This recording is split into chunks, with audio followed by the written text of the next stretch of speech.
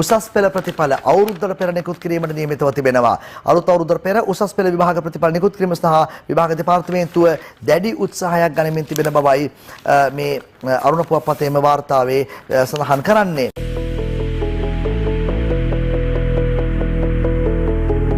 ඒ අනුව තාම කඩිනමින් උසස් පෙළ විභාගයේ ප්‍රතිඵල ලබා දීමට අපි කටයුතු කරනවා. ප්‍රතිඵලය දෙන්න ප්‍රමාණ කොච්චර කාලයක් වගේ යයි කියලා හිතනවා. සාමාන්‍යයෙන් උසස් පෙළ විභාගය අවසන් වුණාට පස්සේ මාස 4ක වගේ කාලයක් සාමාන්‍යයෙන් ගත වෙනවා. මම බලාපොරොත්තු වෙනවා මේ කාලය තවදුරටත් අඩු කරගන්න, තවත් ප්‍රමාද වීම වළක්වලා ඊටාම කඩිනමින් ප්‍රතිඵල වලට යන්න. ඒ අනුව මම විශ්වාස කරනවා අපිට ලබන අප්‍රේල් මාසය වන විට ප්‍රතිඵල ලබා දෙන්නට හැකියාව ලැබෙයි.